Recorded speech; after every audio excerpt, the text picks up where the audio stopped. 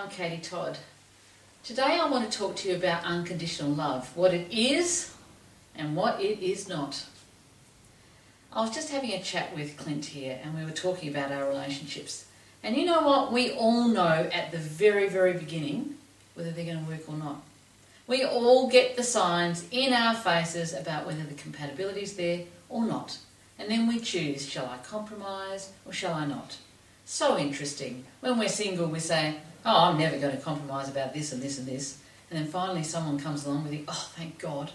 And we see it and we go, no, that'll be all right. I can change that, or that won't bother me so much. Trust me, firstly, you cannot change it, and yes, it will bother you. If you see it at the start, it is going to be a big issue at the end. You think about that right now, in the marriages you've been, the number of people who have said to me, as I walked down the aisle, I knew that this would not work. You would be staggered. It is just amazing.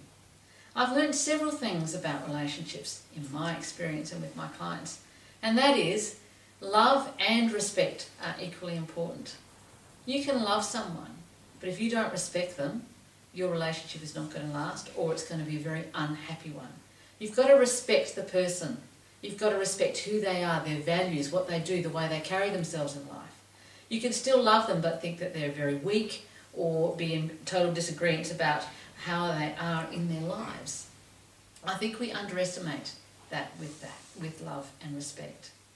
One of the things that's very telling in a relationship, if I ever see a couple, and you can tell in about 5 to 10 minutes whether they're going to make it or whether it's a happy and a rich relationship or not. How you were at the start of your relationship is very important. If you never had the passion and the compatibility and the talking, trust me, it's not going to come later.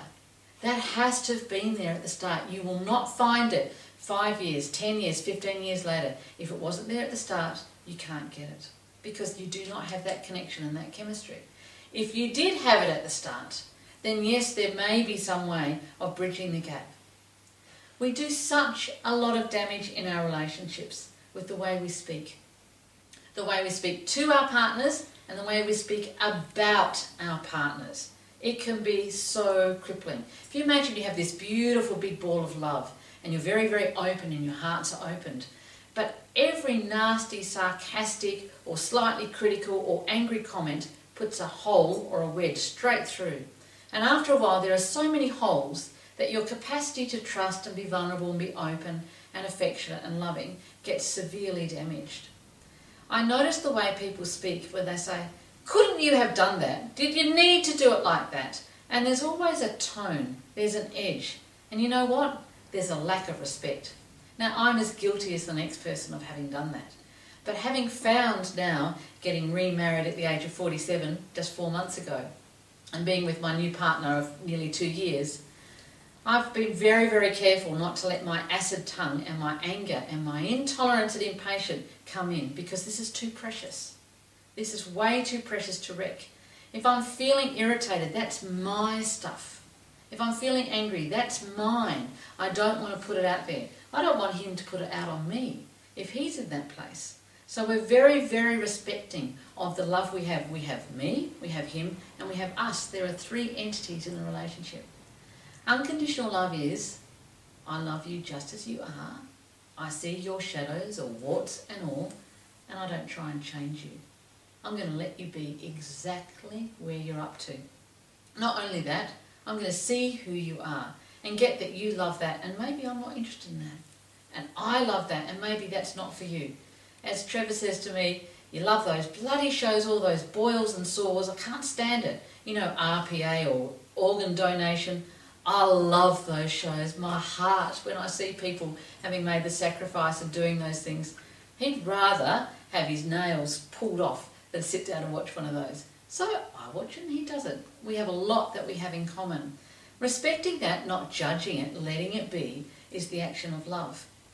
When we're young in relationships, we think, oh, well, I see you've got that and that, but I'll change it. We think it quietly to ourselves. As you try and change someone, what you're saying to them is that they're not okay as they are. You're being conditionally loving. And I will love you more. I'll give you sex. I'll give you affection. I'll give you a good night out. I'll surprise you with such and such.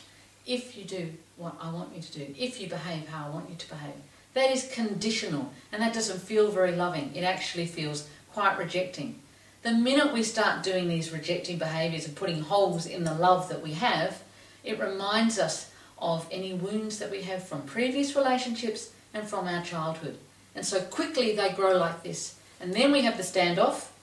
And last week we talked about intimacy thresholds, and we get right back to here, and we've got a stalemate, and we don't know how to move closer. We are all yearning to be validated and seen and loved exactly as we are. Could you please love me, even though I'm fucked? Even though I'm dysfunctional? Even though I make mistakes and I get stressed and I have a little meltdown myself every now and then? And the answer is, yes, I can love you. And I won't even buy into that stuff. I'll let you be there and I'll wait till we can get to what it is. Don't you think that's a better way of being? At this time in life, there's nothing more important than learning the art of unconditional love.